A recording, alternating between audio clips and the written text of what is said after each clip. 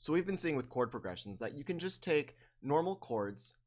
For example, in our major scale, we have major 1, I guess we could do this, major 1, minor 2, minor 3. This should be old hat. So I'm going really quick, major 4, major 5, minor 6, and diminished 7.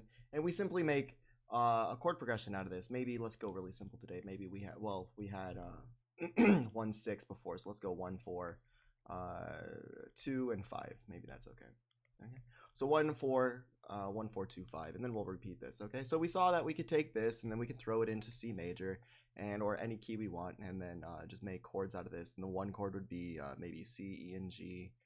And then we had the 4, which is F, A, and C, but you don't want to do F, A, C like this. You want to invert it so it makes the voice leading easier. And we saw this already. And then you can make your chords more interesting by arpeggiating them and stuff like that. But what I want to talk about today is, what do you need to define a chord? Because we know in the key of C that this chord is a C major chord, but it needs the notes C, E, and G. And I've stressed that so much lately, that if you want to make this chord sound correct, you need the C, you need the E, you need the G. You can have a million C's, you can have a million E's, you can have a million G's, but you need at least one of each. Now, I'm here to tell you that that's not always true.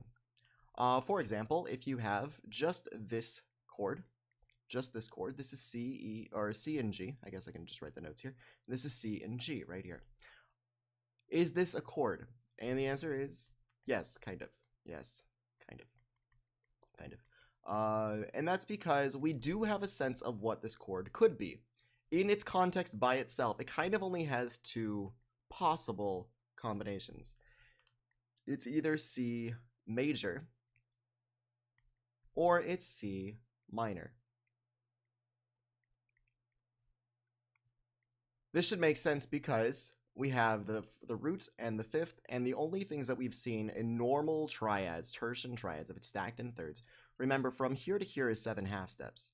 But we don't know if there's a major third and a minor third, or a minor third and a major third. Usually we don't really see these kinds of chords where you have like maybe C, D, and G. We'll see these later, but you don't really see these as normal sonorities. We would usually assume that an open chord like this, called a power chord, you can call it an open fifth because there's a fifth between them, and it's open because there's nothing in between. But if you're a guitarist, you might feel more comfortable calling these power chords. Power chords are wonderful on the guitar because they're easy to play. You just have to play a couple notes. You can play 3 notes if you need to. If you play the 3rd note, it'll play up here. But you don't need to do that. You can get away with just the C and the G. You don't have to double the C. Okay, so it's really easy to play. You only need 2 notes, and you can play power chords really simply. And then you can move your hand all over the fretboard, and you can make any chord you want. Just the basic skeleton of the open fifth or the power chord version. Okay, so back to this. We have either C major or we have C minor. Now, if we were to continue this pattern, for example, this pattern here, we can just do this with C and G. And let's go ahead and make power chords. And with power chords, they're usually all parallel. So everything I talked about with voice leading, you don't really have to follow. So we're going to, in fact, move F, A, and C, or F and C anyway. We're going to move it straight up and just go like this. Because imagine you're playing guitar and you're playing this chord progression with the guitar. You don't have to worry about singers. You have to worry about sounding awesome on the guitar. Okay, a 2 chord is simply a D chord, D, F, and A, so D and A. And then a 5 chord would be G and D, like this. Okay, so if you were to just go up the scale like this, this would sound like this. Forgive that it's piano and not guitar, but here we go. And then repeat.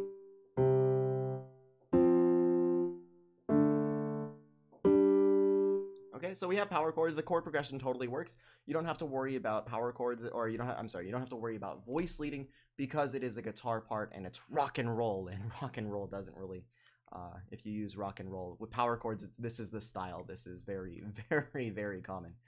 So don't worry about it. Rock and roll. Okay, or just rock. If you're cool and hip, you can say rock. Okay. So with that, we can kind of figure out what our chords are here.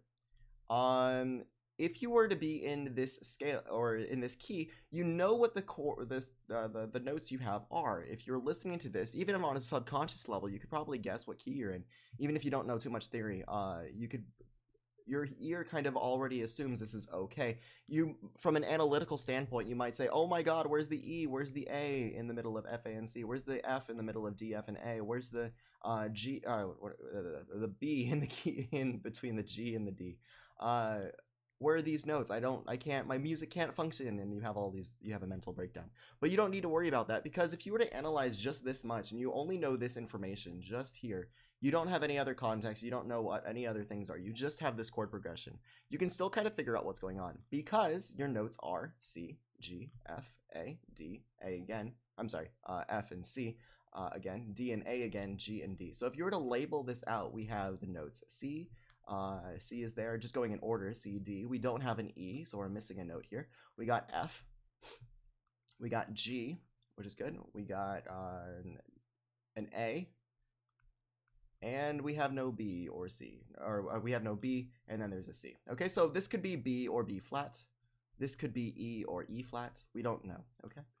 But if you were to base on this, if you were to do this in one of the two most common options, that's either C major or A minor, or the major or the minor, major or minor.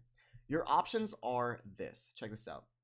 Your only keys that might have as far as an E flat or a B flat you have are C major, which would have nothing, F major, which would have just the B flat, and then you would have B flat major, which would have both of them. Okay, so these are our options. Now, if you were to do the minor, you would simply have A, D, and G, right? That should be review with the major and relative minors of the keys that would be possible here. Okay, so then it's all a matter of analyzing. If we're in the key of C, this is really simple because obviously it's C, but in the key of C, this would be C, F, D, A, C, F, D, A. I might as well just write this, C, F, D, and A. In the key of C major, it would be 1, 4, 2, and 5. Just based on the normal structure of the major scale, okay? In the key of A minor, this would be major 3. F would be where are we? Major 6, which is fine. D would be minor 4, which is also fine. And then your A would be minor 1. Okay, so we see a little bit of discrepancy here. But that's not a big deal. Okay, the big deal here that you might want to say it's probably not A is that you're starting on a 3 chord. Remember we talked about how 3 chords are really weird? You're going 3 to 6. Usually your first 2 chords are going to consist of 1, 4, or 5. Usually. This looks pretty good though. 4 to 1, that's pretty good. But this just looks strange. So you might want to venture a guess here that you're in C major. Okay.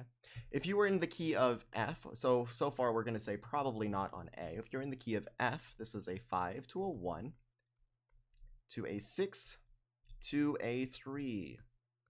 Again, this is really strange because you have a 3 chord. If you have a 3 chord, you might want to be on the lookout for something strange. Okay. If you're in the key of D minor, I'm going to say no on F. If you're in the key of D minor, this would be a 7 chord. Or wait, 7s are okay. They're major, right? Which is also kind of strange to start, especially to start on. It's really strange to start on a 7. F would be that 3 chord again. D would be a 1 chord, which is okay. And then A would be a 5 chord, which would be fine. In this case, it'd be a minor 5 if you're in minor, right? So this part's okay, but this looks really strange. I'm going to say no on D minor. Okay, so let's continue. Let me go down a little bit here. Okay. We got B flat major. If you're in the key of B flat, this starts on a 2, then it goes to a 5, which is totally fine. A D would be a 3 chord, again. Stay away from 3s. And A would be a diminished 7th chord. Now, you already know it can't be a diminished 7th chord because the E is not flat. Oh, wait, we had an E, didn't we? We didn't have an A. Where did we go? A. Oh, that's supposed to be a G. My bad, guys. That's a G chord. Okay, egg on my face. Okay, so that's still a 5. That's now a 7, which gets even stranger.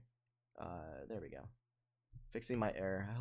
I hope you saw this a long time ago. A little bit of backtracking here. F, that would be a 2 chord. That's kind of okay. 5, 1, 6, 2. That's kind of okay.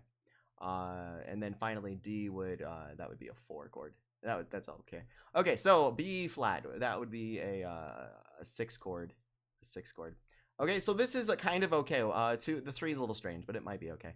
The major issue I have here is you don't have a 1 chord in the key of B flat. You don't have a 1 chord at all. So I'm gonna say no on B flat, especially since C looks like such a good contender. And then G minor. Finally, G minor. G minor is C. We have a 4 chord. F would be a 7 chord, which is very strange. D would be fine with a 5, and then G would be a 1 chord. This is kind of cool. This kind of works. So maybe a G, maybe an F, but probably C. Okay, so that's how you can kind of figure it out. The other way is number 1, it starts on a 1 chord, but other than that, another really good way to go about this is listen for the melody. Usually when you have stuff like this, you'll actually, from the melody anyway, you'll get these tones. The E and the B will be touched, or at least the E. If you can get the E as much as that, you know this part's going to be probably C major or C minor, just based on if this is an E or an E flat. And from there, you can go pretty far. Okay, so that's how you can figure out information about your key from less than perfect chords. And sometimes you can get away with just one note. For example, if you had this as your bass line, let's go with bass clef here, and you had the same thing here, just C, F, D, G, like this. If this was your bass line, you probably could figure out, oh, I'm in the key of C major, just based on this, based on all of this stuff that we've talked about. This is almost enough information, especially when mixed with other music. Okay, cool.